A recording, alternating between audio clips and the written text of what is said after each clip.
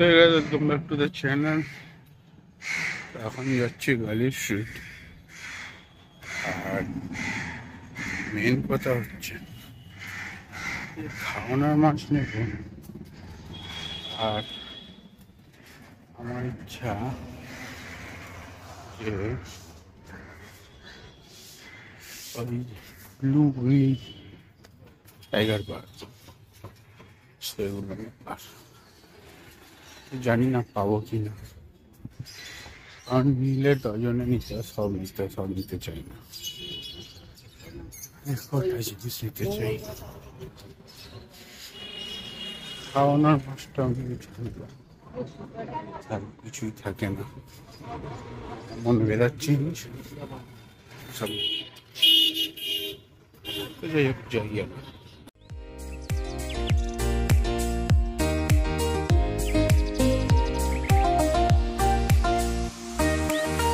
তো ফাইনালি বাড়ি এসে গেছি আর কি, 12:30 এমন মেক করলো, ভালো আমি পাই এসছি। তো এখন বাইরে এখানে বিশাল তো আজ একটু ভালো খাওয়ানোর মাছ পেয়েছি। একটা এর মধ্যে শোল মাছের বাচ্চা আছে, 4-5টা পুঁটি মাছ আছে, একটা টপকি আছে। ঠিক আছে, যে মারা গেছে তাকে আমি জানি। আমার ডাক্তার বসে রয়েছে খাওয়ার জন্য। তো দুটো আমি সস্তায় পেয়েছি অস্কার দানা খাওয়ার, বাট আমি এদেরকে কিছুদিনের মধ্যেই আশা করি মাছ খাওয়ানো শিখিয়ে দিতে পারবো। তো কমিউনিটি ট্যাঙ্কের জন্য দুটো বারাসাত, রেনবো শাক যেহেতু আছে দুটো অলরেডি, তাদের সাথেই থাকবে। আর কটা টাইগার বার্ড নিয়ে এসেছি, 6.5 করে দিয়েছি। ভেবেছিলাম একটা পুরো চেরি কালারের ছিল, ওটা পাবো, পাঞ্জা না থাকলে পাওয়া যায় না। আর এই জাস্ট দারুণ লাগে দেখতে, সব। এখানে আমার একটা রেনবো শাক বসে আছে, আর একটা মোস্ট প্রবলি ভেতরে আছে, তো এই সাইডটাই হবে। বাকি সব শার্ক এখানে আছে। শার্ক বলছি, টাইগার বার্ড গুলো, মডিগুলো রয়েছে। থাক, দেখা যাক, আশা করি বাচ্চা যাবে।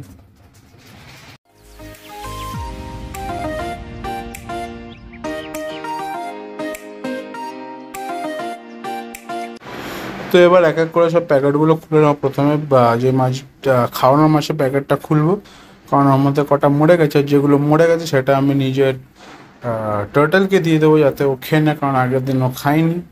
প্লাস অস্কারগুলো একটু পরে খুলবো, অস্কারগুলো যেহেতু বাইরে রাখবো তাই জন্যে বাইরে গিয়ে একবার ভাসিয়ে ছাড়বো, বাট হয়তো বালতিতেও খুলে রাখতে পারি। আর এই বাকি তো মরা মাছগুলোকে আমি খাইয়ে দিলাম, আর এদেরকে এখন অ্যাক্লিমেট করে আমি ছাড়ছি। বালা শার্ক আর ওই টাইগার বার্ডগুলো, কালারফুল টাইগার বার্ড, ওদেরকে একটু পরে ছাড়বো। বাট একটা জিনিস বলে, এগুলো কি আসল টাইগার? মানে এগুলো তো জেনারেলি নেচারে পাওয়া যায় না। তো এখন অস্কারগুলোকে বালতিতে ছেড়ে রেখেছিলাম, বিকজ ওরা খুব স্ট্রেস ছিল, তাহলে একটু বালতিতে থাক, তারপর আস্তে করে আমি ওদেরকে বাইরে পন্ডে পার্টিশনটা আবার দিয়ে ছাড়ি, কারণ এখনই দিয়ে দিলে ওরা হয়তো মারপিট করবে বা ভয়তে খাবেই না। তো সেটার জন্য আমি পার্টিশন করে যাতে একটু অ্যাকাস্ট্যান্ড হয়ে যায়, কারণ মাছের গন্ধে অ্যাকাস্ট্যান্ড হয়ে যায়।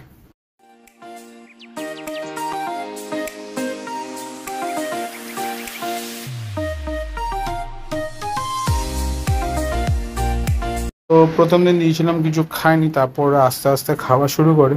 তো আমার পাড়ার দোকানে আমি গেছিলাম, তো ওখানে দেখলাম কিছু অরেঞ্জ রঙের বা ইয়েলো রঙের, হ্যাঁ অ্যাকচুয়ালি ইয়েলো রঙের জেব্রা এসে, প্লাস ব্লু রঙের, ডিপ ব্লু না এখনও, লাইট ব্লু, বাট ওটা আস্তে আস্তে কালার এসে যাবে।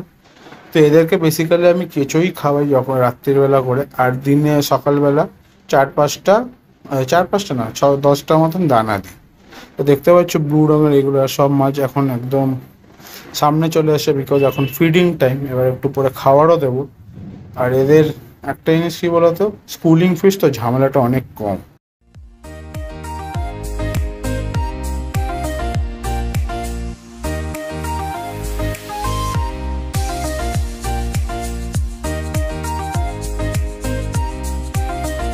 তো একটা জিনিস আমি বলবো, যেটা আমি এখন লক্ষ্য করছি, মানে ভিডিওটা করার পরে, যে বালা শার্কগুলো অ্যাড করার পরে বা সিলভার শার্ক অ্যাড করার পরে আমার যে দুটো রেনবো শার্ক ছিল তারাও অনেকটা বেশি ফ্রেন্ডলি হয়েছে, তারাও এখন দেখছো বাইরে আসছে। মানে এই জিনিসটা হতে না প্রচুর টাইম, কারণ রেনবো শার্ক না একটু অন্ধকারে থাকতে পছন্দ করে। মাছগুলো সব ঠিক আছে, খাওয়ার সময় এমনি সময় ঘুরে বেড়ায়, বাট রেনবো শার্কগুলো একটু টাইম নেয়।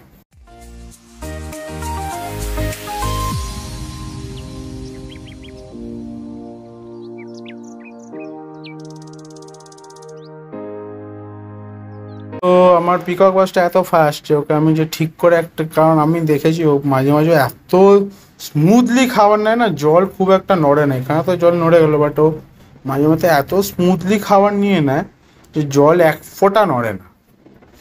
তো তারপর আবার নিজের অ্যালিগেটর গার্ডটাকে খাওয়াতে যা ঝামেলা করে আজকাল ও, মানে মুড সুইংস হয় আলাদা এরকমের হয়। মাছদের ডিপেন্ড করে কখন কি খেতে চায়।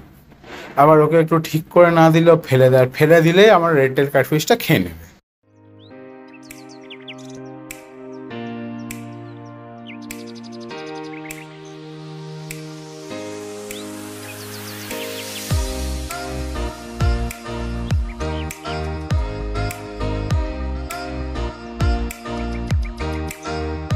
তো অনেকক্ষণ ধরে ট্রাই করে হ্যানভাবে ত্যানভাবে ধরে ঠরে খাওয়ানোর চেষ্টা করলাম। লাস্টে গিয়ে ওকে আমি সলিড পার্টটা যেই দিয়েছি তখন গিয়ে ও খাওয়ার মানে বাইট দেওয়া শুরু করলো। মানে ও একটু একটু কি বলে আদরে বাঁদর টাইপস হয়ে গেছে।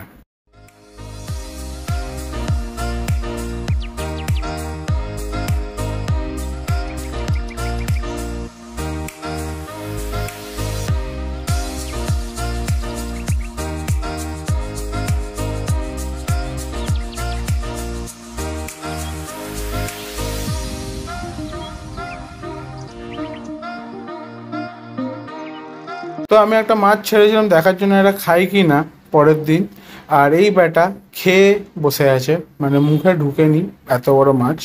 তো আমি পরে মাছটাকে বার করে দিই, আমি ভাবলাম হয়তো খেয়ে নেবে। সেই দিনও দুটো ছোটো মাছ দিয়েছিলাম, ওরা খায়নি। তারপর দুটো ছোটো মাছ না, একটা মাছকে কেটে দিয়েছিলাম হাফ করে যাতে ও খেয়ে নেয়।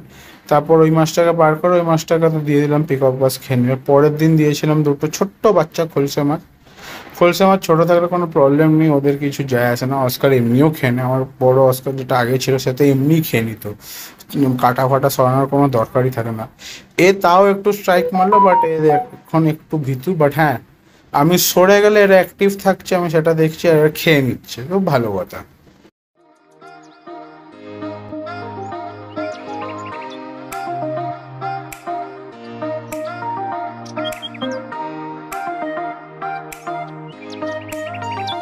তো আমি পরের দিন যখন ট্যাঙ্কের এটা খুলে দেখি যে মাছগুলো আছে কিনা, ছোটো মাছ একটাও নেই।